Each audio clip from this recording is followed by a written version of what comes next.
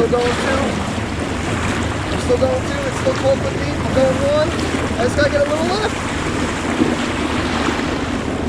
But I'm still going 1. Oh, there's a boat coming up behind me. They're probably like, this dumb mother. There we go. That's good. This is fishing you can't do with a 12-volt motor.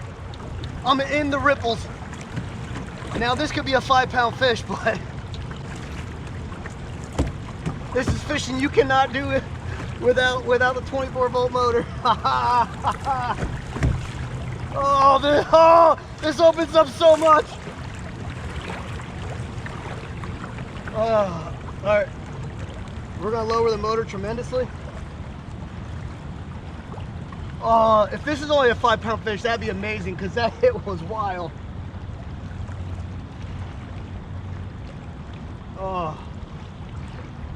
Coming back up here though, it's gonna be something else. I've got to get a couple rods over. Guys, oh my God, seriously, if you were even remotely considering a 24-volt battery for your kayak, get it. It's worth every penny. Oh my God, you can't do what I was just doing with a 12-volt. We're gonna try. Oh, this is amazing. Let's see, watch it be a 5-pounder. No, it's a solid fish. It ain't no monster, but it's a solid fish. I probably won't, Here we go. Oh, that's definitely the maximum size fish I'd probably ever do that with. Oh my God. Guys, I know this is gonna sound dumb for me to get excited over this, I don't know, 33, 34-inch fish. But the amount of water that I have opened up to bump with the 24-volt battery is insane. We're gonna get him out of here. Good. All right, let's go. See you later, Blue Cat. Cheers. See you later, Blue Cat.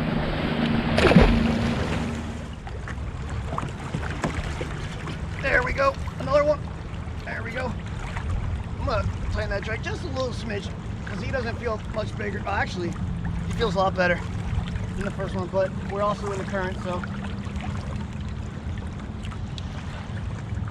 All right, so let's get him. I'm gonna absolutely murder my battery if I keep on playing this game of go down, come up.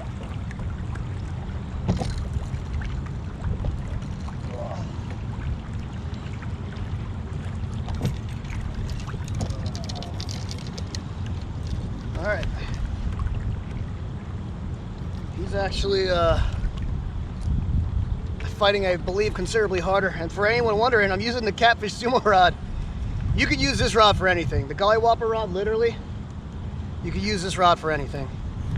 It is such a versatile rod. And this is only the medium heavy, and it's different than some of my other bumping rods. Oh, there we go. Let's see, make it be a 5-pounder. No, it's the same exact. We're in a little bigger than the last one.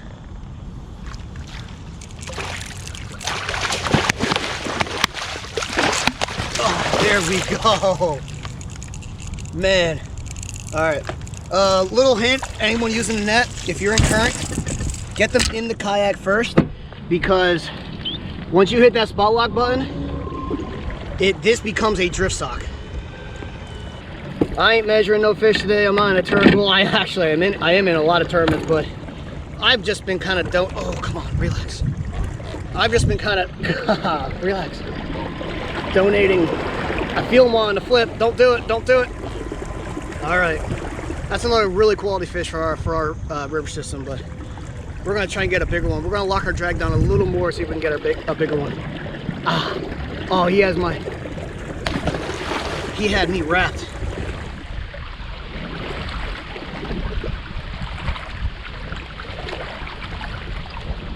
There we go. Please be hooked up. Stay hooked up. That was a solid takedown. I think it's a baby though, because I'm pulling him up against the current relatively easily. Yeah. This has to be a baby. So what ended up happening was, I'm starting to get the pattern here on how the water moves. So I'm probably just gonna boat flip this guy and not really worry about it. I might muscle him a little bit because I don't really want to make a giant run back up. Oh, maybe he's a little, I mean, it is a lot, there is a lot of current here. Maybe he's a little bigger than I was giving him credit for. You know, before I rip his mouth out.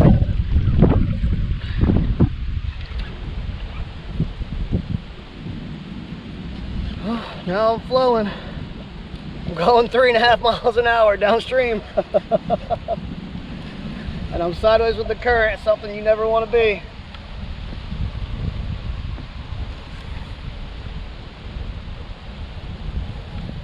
Oh, he's actually my best one of the day. He must have just kind of been running towards the kayak to start then. We are gonna net this guy.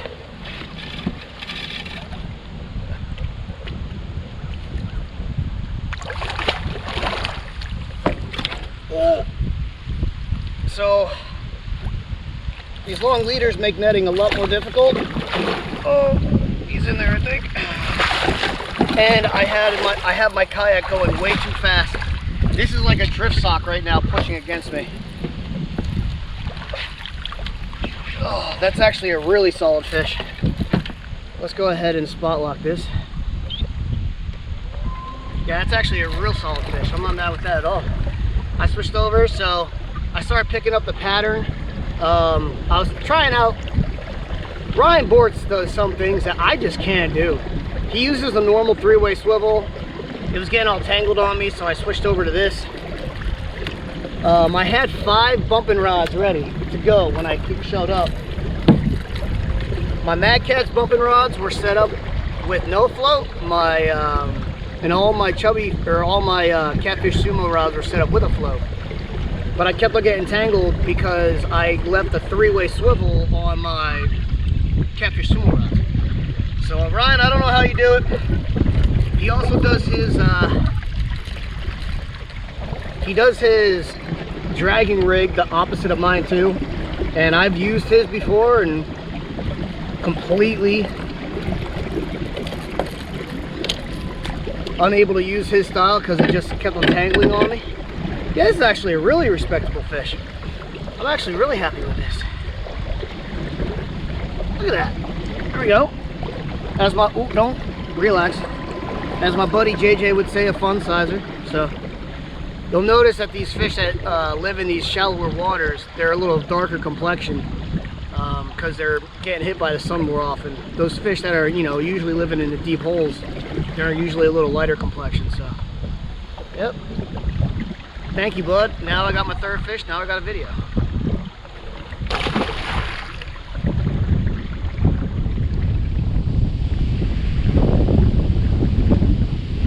Oh, that's a good hit. Oh, wow. I think this is actually a good fish. That was a good hit and run. Woohoo! Oh, wow. We're going to lower that motor. Wow. I really hope I got my camera going.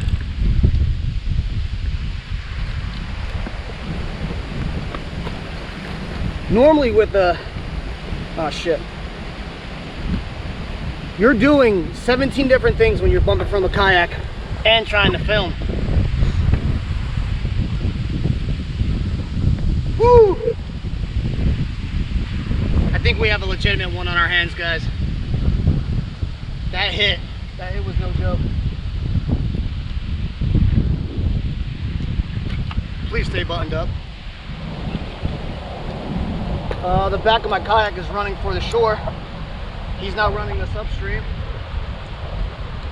So I gotta make sure my kayak doesn't, I might have to take him out to the middle of the river. This is intense. I also need I need the net on the other side of me.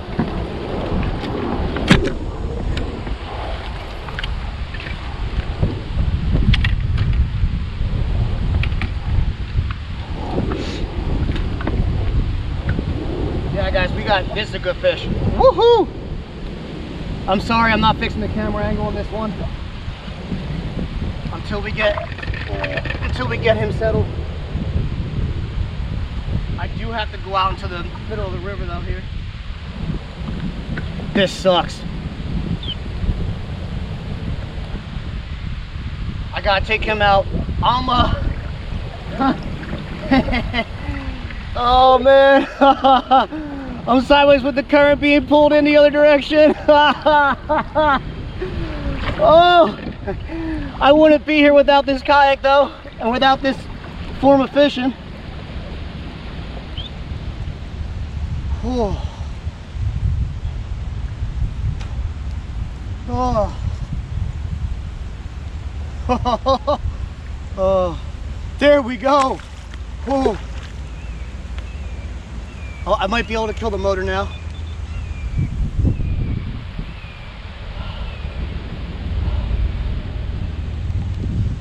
Guys, this is my PB Blue in the Ohio River for sure.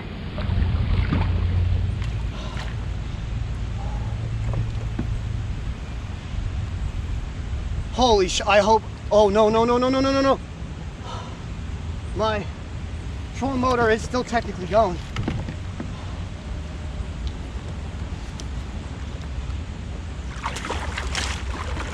I hope you guys got a peek at him at least. Oh, that hurts. Oh.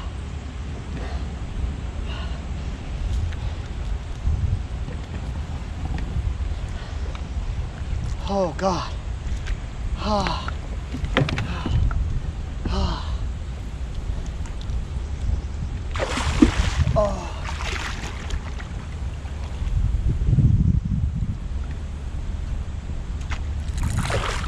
Oh. Oh. Oh.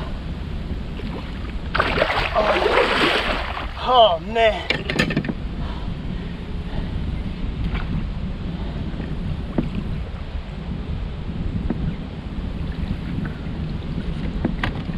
Oh, Jesus.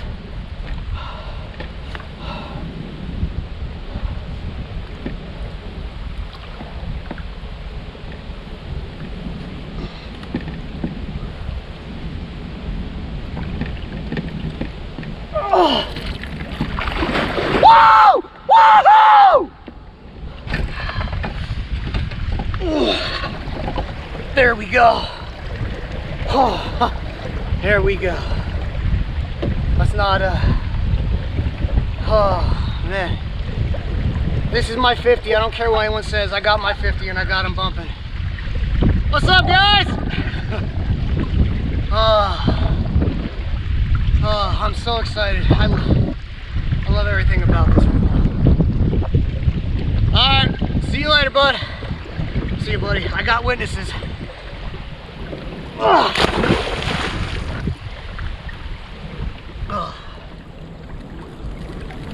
As much as I'm enjoying catching fish or getting a hit every single bite, this is it's almost like bumping purgatory. You are non-stop on your remote, making sure you're going the right speed, and every 70 to 100 feet you gotta reel up, change your weight, because if I go all the way to the top, if I'm not using anything but a 4 ounce, and even a 4 ounce is not enough, it just goes flying down the river. But I caught a bunch of fish up there. And then, but once I get about 70 feet downstream, it stops. It's completely dead. And I gotta mess with the kayak. And then I have to reel up and change to a 3.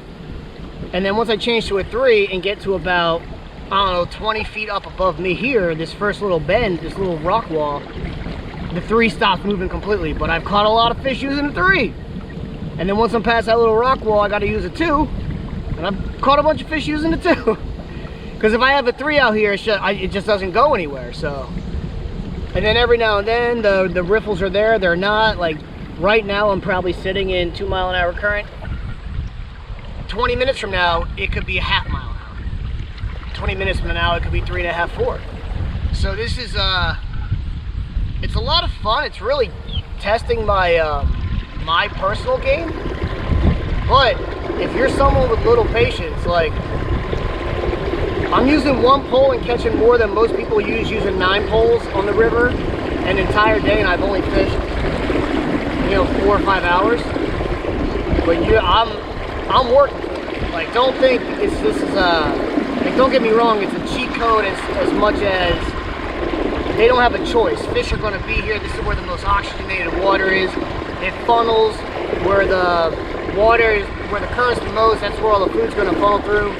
So yes, it is in theory fish in a bottle when it comes to, you don't need a fish finder. They're here. Like, we all know they're right here. But you gotta work. Like, you don't just show up, throw your trolling motor in a certain gear and just start moving. Like, this ain't no fishing like dragging. Dragging is no thinking involved. You throw your stuff out, you start dragging, you'll eventually run the fish. You are doing something non-stop for this. It's worth it though, catch a fish. And by the way, that's not me complaining, it's just, if anybody sees this and thinks they're just gonna come out and replicate it, it's not easy. All right, Kayak Mike here. I'm about to make my way back. Very productive trip. Almost every single walk produced a fish, either a bite or a fish. I'll put a handful of them in here. Yeah, Kayak Mike out of here.